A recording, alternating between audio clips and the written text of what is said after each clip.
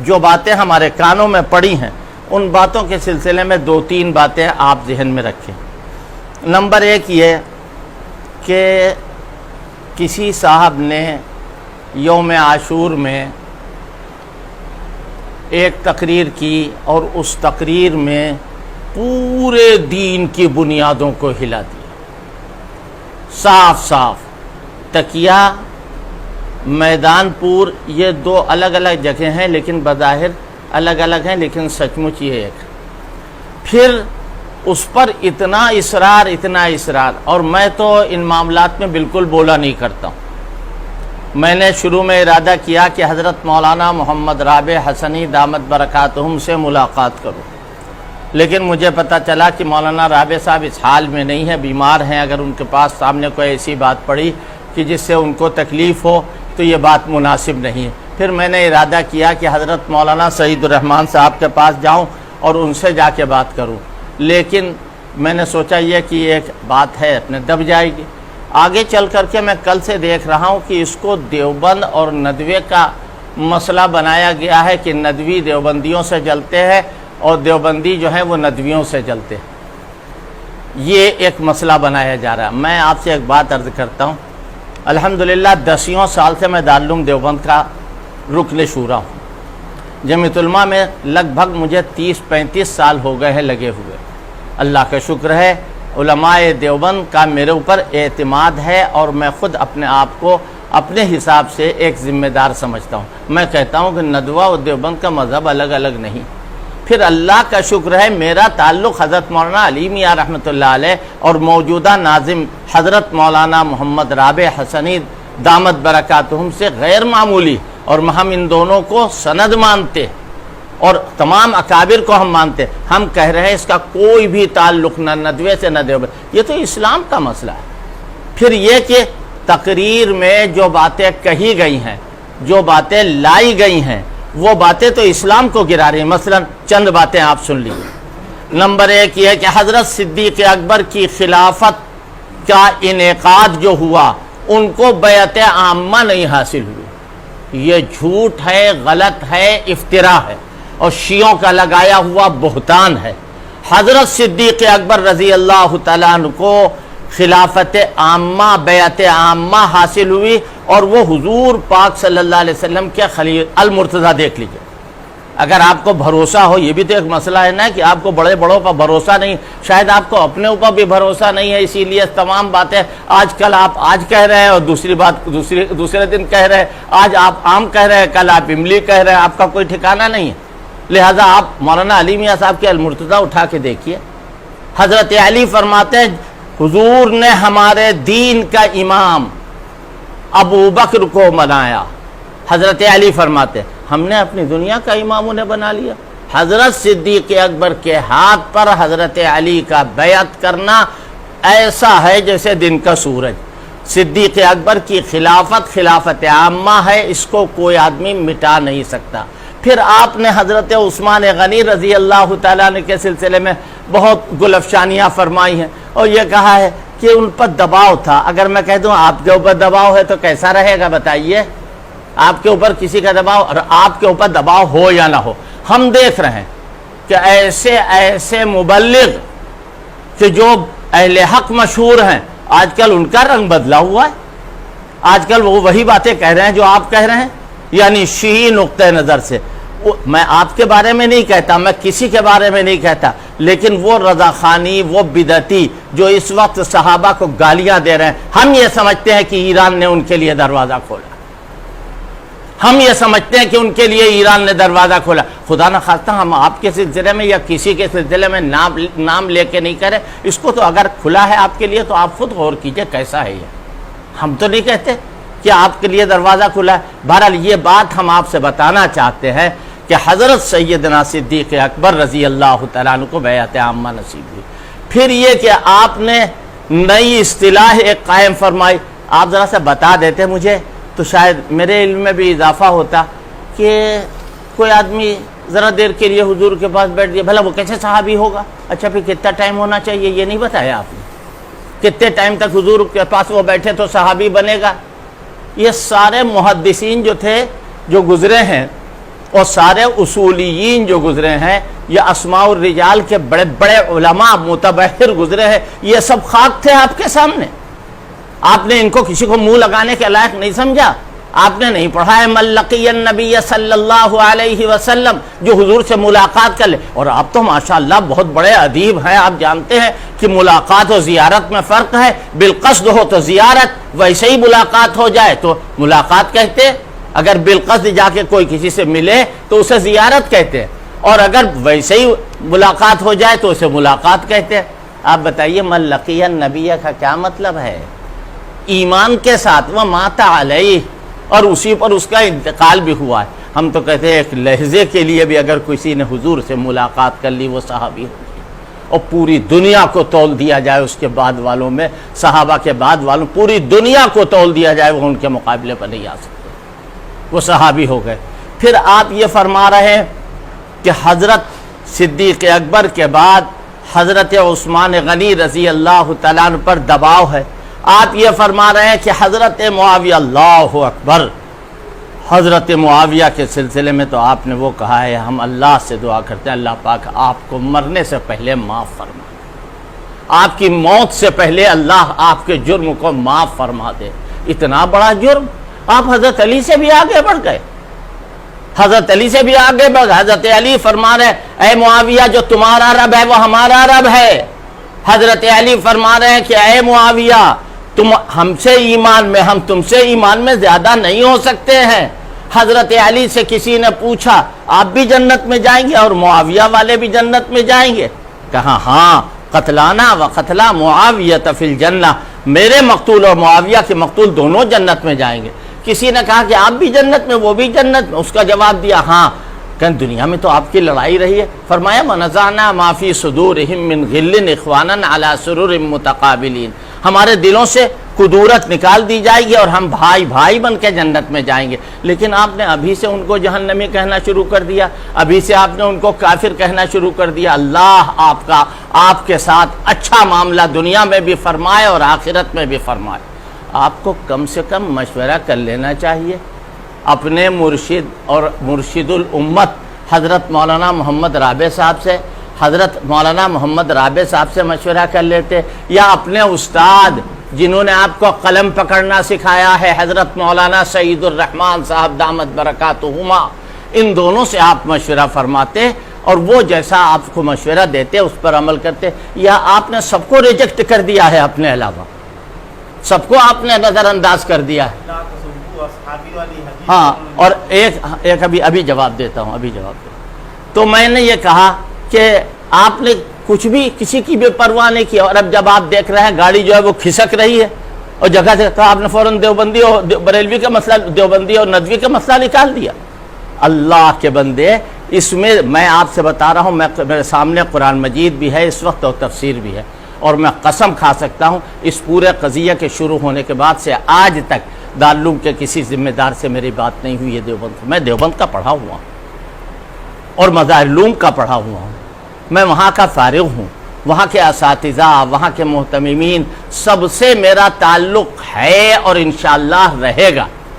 آپ کو کم سے کم جن بزرگوں کی آپ نے جوتیاں سیدھی کی ہیں، جیسے مولانا رابع صاحب، جیسے مولانا سعید الرحمان صاحب، کہ جن کی جوتیوں کا صدقہ ہے کہ آپ کو بولنا آیا، آپ کو لکھنا آیا، آپ کو ان سے مشورہ کرنا چاہیے تھا. آپ بالکل الگ ہیں، ہر ایک سے الگ ہیں آپ. پھر آپ کیسے حضرت حسین سے جڑے ہوئے؟ حضرت حسین کا تو یہ حال نہیں تھا، حضرت فاطمہ کا تو یہ حال نہیں تھا.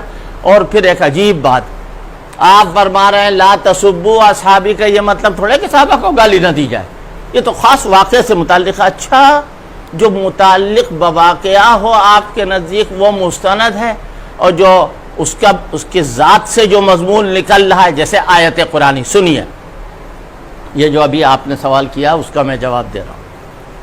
آیت قرآنی ہے، شان نزول کچھ ہے، شان نزول حضرت ولید ابن عقبہ کے بارے میں یا اور کسی صحابی کے بارے میں کہ ان سے کچھ ایسا معاملہ ہو گیا تھا جو گڑبڑ تھا. صحابہ معصوم نہیں، خطا کا امکان. چنانچہ قرآن شریف کی آیت اتری یا ایھا الذین آمنوا ان جاءکم فاسق بنبأ فتبینوا ان تصیبوا قوما بجہالۃ فتصبحوا علی ما فعلتم نادمین۔ آپ نے شاید نام سنا ہو، آپ کے لیبل کے تو ہوں گے نہیں آپ کے حساب سے، حضرت مولانا حبیب الرحمن صاحب اعظمی، حضرت مولانا حبیب الرحمن اعظمی، ان سے میں نے پوچھا، انہوں نے فرمایا سننے کے لائق بات ہے، انہوں نے فرمایا تم نے اپنے دادا کی کتابیں نہیں دیکھی؟ میں نے کہا حضرت آپ کچھ بتائیے، بھائی اسرار تمام۔ کوئی وقت ایسا آیا حضرت نے فرمایا کہ دیکھو شان نزول سے جو مضمون معلوم ہوتا ہے وہ روایت سے معلوم ہوتا ہے اور وہ ظنی ہوتا ہے، اور آیت قرآنی سے جو مضمون معلوم ہوتا ہے اور متن حدیث سے جو مضمون معلوم ہوتا ہے وہ قطعی ہوتا ہے۔ آپ نے کیا فرمایا کہ اس سے مراد یہ لا تسبوا اصحابی، صحابہ میں بھی بہت ساری باتیں ہیں، غلط ہے صحیح ہے، جھوٹ بھی بولتے تھے اور یہ بھی کرتے تھے۔ اللہ میاں نے پھر کیوں کہا اولئک هم المفلحون؟ اللہ میاں نے ان کو کیوں کہا اولئک هم الصادقون؟ قرآن میں کیوں ہے یا ایھا الذین آمنوا اتقوا اللہ وکونوا مع الصادقین؟ اس سے کون مراد؟ آپ کیا کہہ رہے ہیں لا تسبوا اصحابی، میرے صحابہ یا اصحابی کیوں کہا جا رہا ہے اگر کسی ایک کا مسئلہ تھا؟ اور اس میں یا جو ہے وہ کون سی ہے؟ آپ تو ماشاءاللہ نحوی بھی بہت بڑے ہوں گے، اس لیے کہ طلاق تو بہت بڑے ہیں، آپ نحوی بھی بہت بڑے ہوں گے، آپ بتائیے کہ اس میں تا کون سی ہے؟ پیار کی ہے، دلار کی ہے یا نہیں ہے لا تسبوا اصحابی میں؟ اور آپ کہہ رہے ہیں کہ نہیں صحابہ اکرام، صحابہ سن لیجئے، صحابہ اکرام میں کسی کے بارے میں برا کہنا تو الگ، سوء ظنی کا شکار ہونا لعنت الہی، سوء ظنی کا شکار ہونا۔ 3 گروہ بیان کیے۔ کھولیے قرآن، آپ حافظ قرآن بھی ہیں ماشاءاللہ، قرآن کھولیے، کیا فرمایا گیا؟ للفقراء المہاجرین، اصحاب مہاجرین کا تذکرہ۔ والذین تبوؤا الدار، یہ والذین تبوؤا الدار سے لے کر مفلحون تک اصحاب انصار کا تذکرہ، مہاجر و انصار کا تذکرہ اب ختم ہو گیا۔ اب کیا کہا؟ والذین جاؤوا من بعدہم یقولون ربنا اغفر لنا ولاخواننا الذین سبقونا بالایمان۔ بعد میں آنے والے لوگ اپنے ایمان کو اگر ظاہر کریں تو ان کے ایمان کو دیکھا جائے، اور دیکھنے کے بعد دیکھا جائے یہ صحابہ کے برا کہنے والے ہیں یا صحابہ کے 16 آنے ماننے والے ہیں۔ اگر صحابہ کے برا کہنے والے ہیں تو بعد میں آنے والے لوگ مسلمان نہیں، اور یہ میں اپنی طرف سے نہیں کہہ رہا۔ حضرت سیدنا زین العابدین کے پاس کچھ لوگ آئے، اور آنے کے بعد ان سے کہا جاء نفر من العراق من شیعتکم، عراق کشف الغمہ فی معرفت الائمہ، کچھ لوگ آئے عراق سے، من شیعتکم، یہ آپ کے شیعہ ہیں۔ حضرت نے دیکھا، کس نے؟ سیدنا زین العابدین نے، اور فرمایا هل انتم من الذین هاجروا واخرجوا من دیارہم، کیا تم مہاجرین میں سے ہو؟ قالوا لا، کہنے لگے نہیں ہم مہاجرین میں سے نہیں۔ هل انتم من الذین تبوؤا الدار والایمان من قبلہم، کیا تم ان میں سے ہو جو انصار تھے، جنہوں نے مہاجرین کو ویلکم کہا، جو مہاجرین سے محبت کرنے والے تھے؟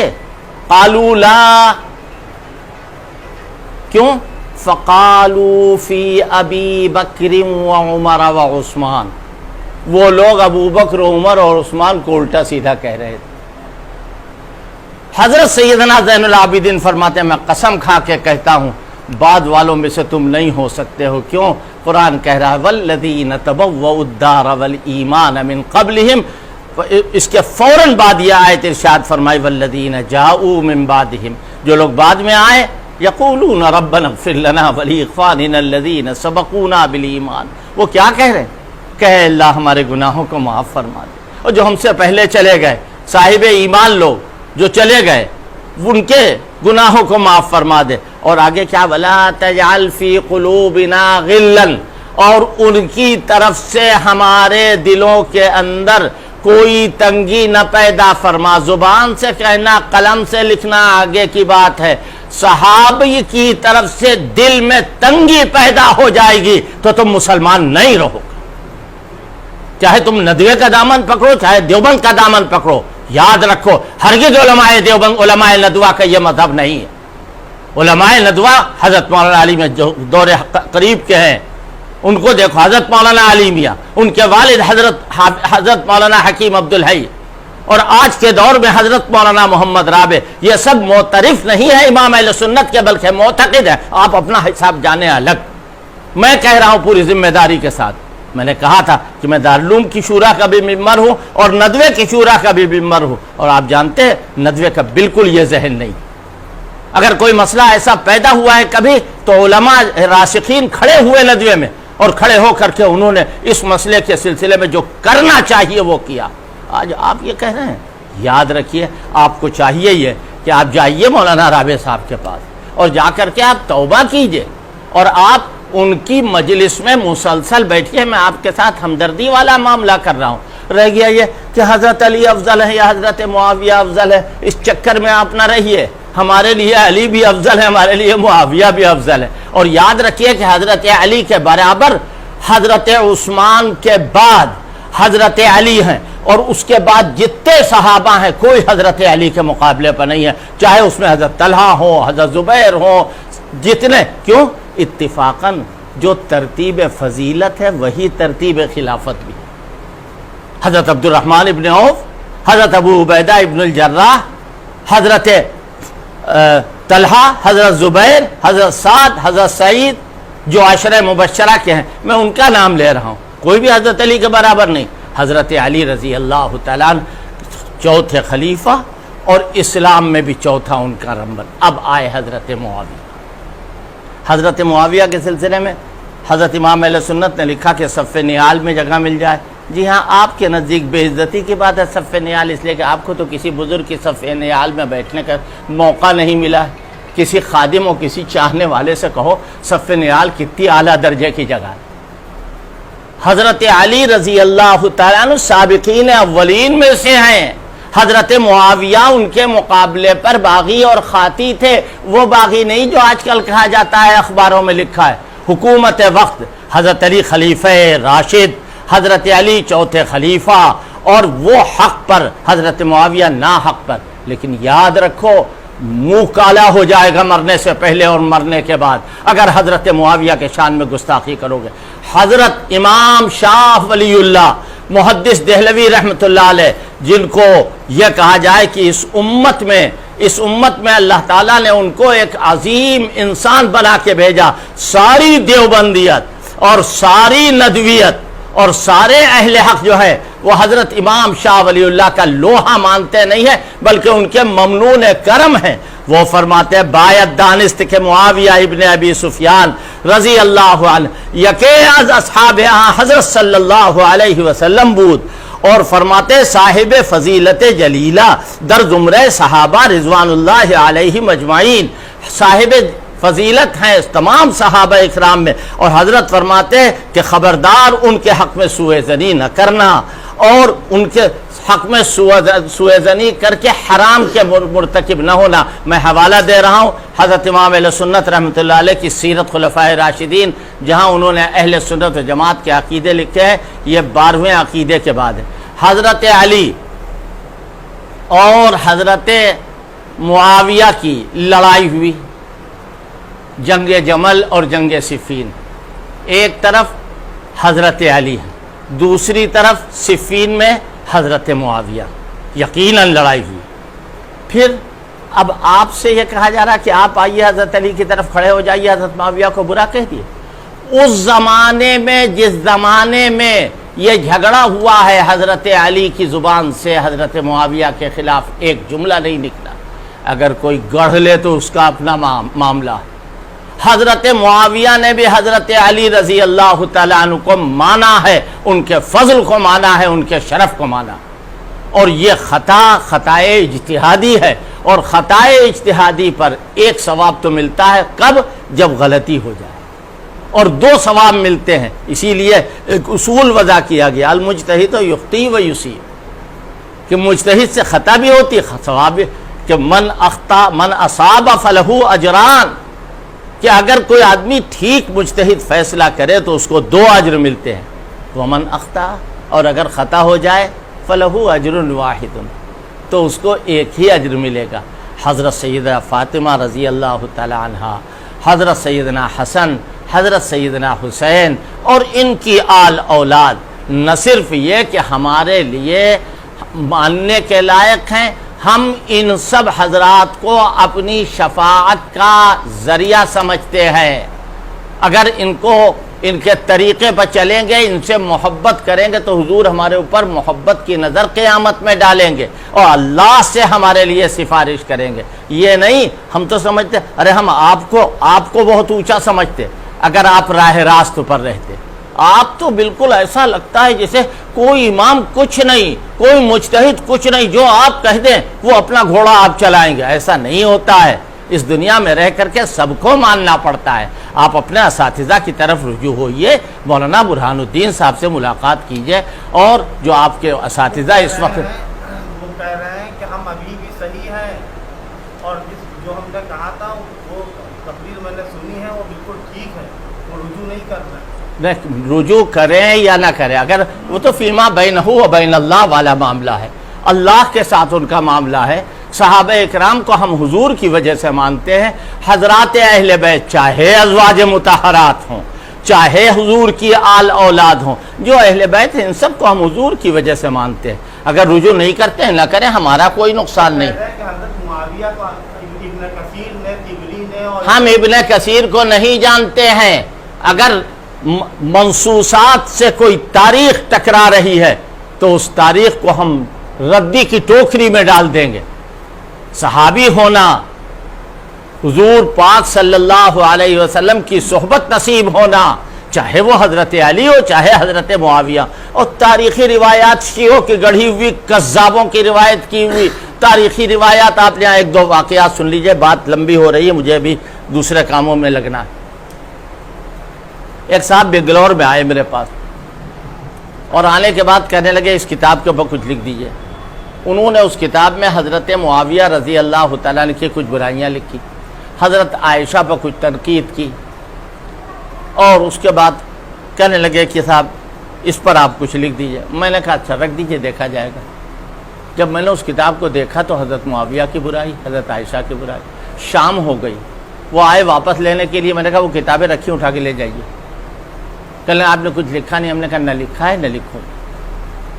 کہنے کیوں؟ ہم نے کہا آپ کیوں کے چکر میں نہ پڑیے، آپ جائیے۔ خیر میں چاہتا تھا بات آگے نہ بڑھے، آخرکار وہ سر ہوگا کہ نہیں آپ کو بتانا ہوگا، تو ہم نے کہا کہ بھائی اس میں آپ نے کچھ غلط باتیں لکھی ہیں اس لیے میں نہیں لکھوں گا۔ کہنے صاحب وہ تو ایک تاریخی حقیقت ہے۔ میں نے کہا اچھا، تاریخی حقیقت قرآن کے سامنے باوزن ہوگی اور قرآن اس کے سامنے بے وزن ہوگا؟